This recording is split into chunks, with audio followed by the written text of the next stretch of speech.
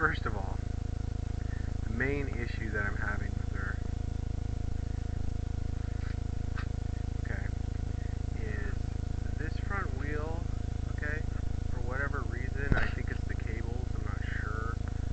It improved when I zip tied them together, but still, like, for whatever reason, when you're riding this thing or at any time, it just wants to go 90 degrees left, I think. It just wants to pull. Boom! Like, if I'm riding and as soon as I let off the handlebars, the thing's just going to go whoop, whoop, whoop, whoop, whoop, whoop, then boom! And I got to figure that out. I think it just needs to be recabled because obviously I have risen the stem to the max. Just because I'm used to such a larger bike. You guys know the last bike I rode was huge, probably like a 22 or 23 inch frame. The thing was just positively massive. This is just an 18 inch frame, which on paper is perfect for a guy my height, yet she feels small just because I rode a huge bike for 15 years straight every day. So anyways, off camera I did a bunch of stuff because I usually like to do my repairs and bike fits and stuff off camera more or less because just sometimes things go wrong and I get frustrated and aggravated, and it brings out a dark side of me sometimes. So anyways, after some frustration, aggravation, I watched a bunch of videos from the bike fit people on YouTube, you know, and I picked up a lot of great ideas. And they said one test that my bike fit failed was I was sliding off the seat. For one, my seat was a click too low or too much nose down, and it was way too far back. Yep. So that's why I felt like I was fighting it, and why my hands were hurting on the bar so bad. It's because the fit was way off. You know, just because I was used to riding a bigger bike, I wanted this bike to go expand as big as it could, and that's what I did, and I kind of went from there. So, I can actually expand this bike too big for me, which is weird. It's 18 inch frame, and I'm like a 5'9", 5'10 rider. So, 5'9", 5'10, about 170, 175 pounds. All lean muscle. But I had an accident disc golfing last week. There was an accident. Let's just say I let somebody walk all over me and I got hurt. And a bunch of stuff went wrong inside of me. If I had to guess, you know, it feels like bruised or cracked ribs, but there's definitely a lot of pain radiating from my back. And it's just been like non-stop pain.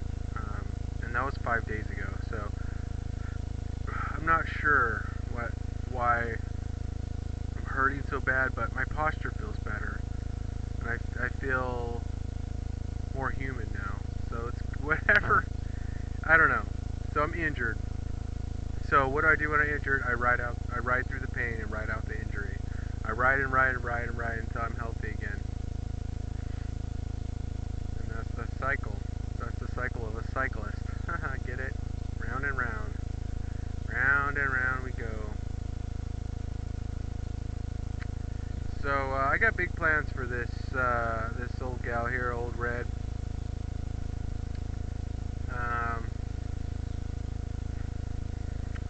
First thing I'm gonna do, okay, I'm ordering up some panniers or whatever they're called. I think they're called panniers.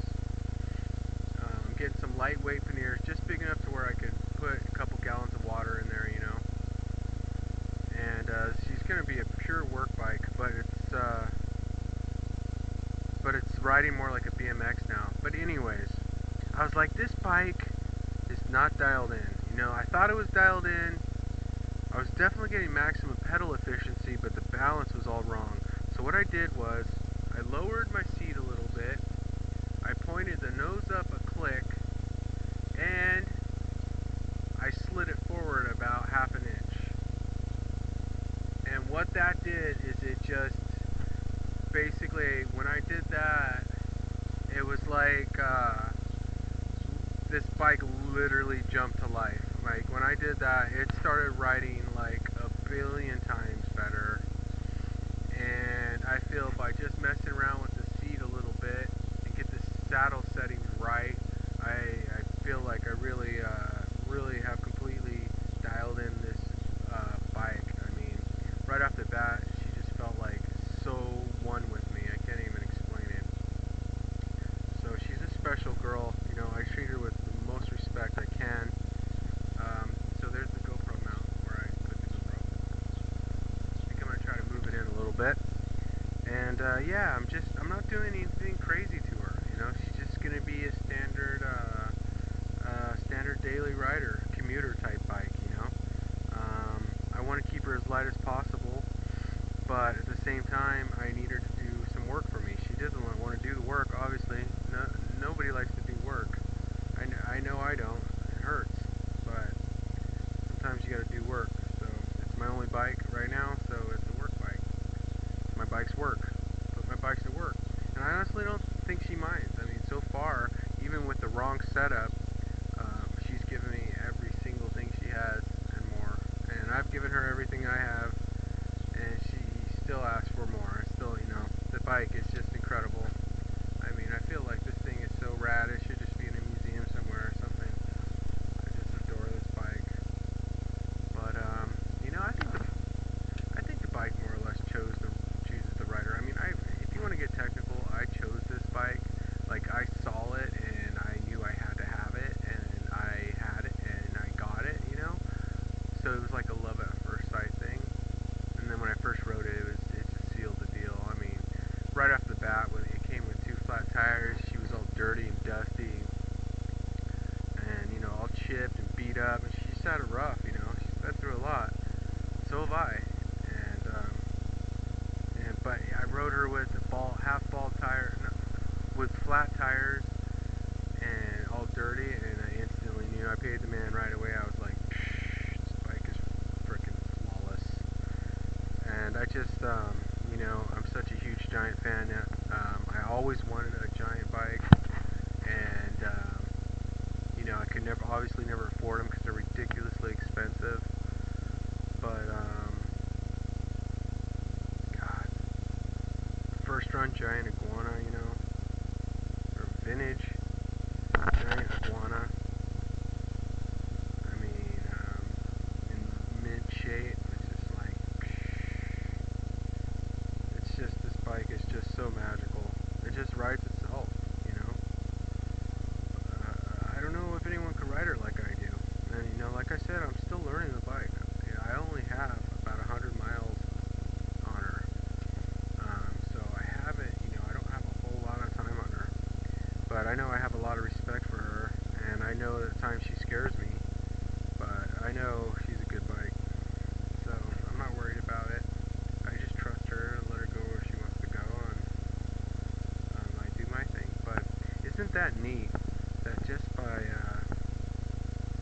playing around with my saddle settings a little bit, I completely, I feel, unlocked almost the full potential of this bike. I mean, I can't even explain how well it's riding. You'll see the difference on today's ride.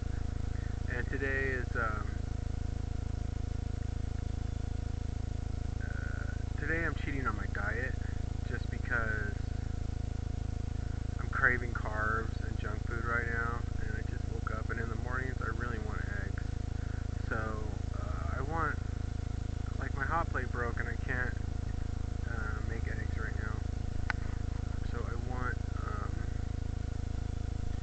to go. So I have to. All right. So that's where the Red Giant comes in. Right. Obviously, it's my daily rider. Urban survival riding is what I do, and you know, nobody really does it like us, and it's one of those invention born out of necessity type things, because I don't know if I told you I'll do a montage of my complete bike story. It's an amazing story, but I'll turn it into like a movie script for you guys. It's gonna be incredible. The bike story is truly outstanding. But basically, the premise of my bike's history and story is, if you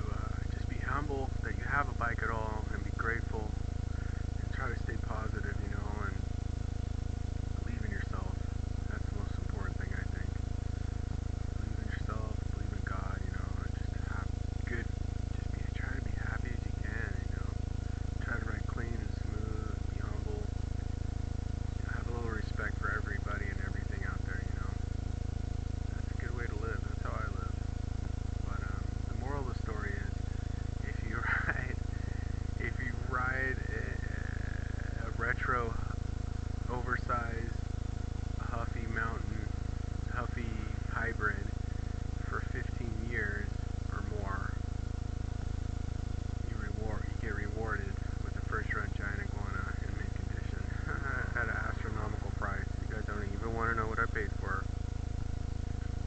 But like all my other barn finds, I got her at a steal. And,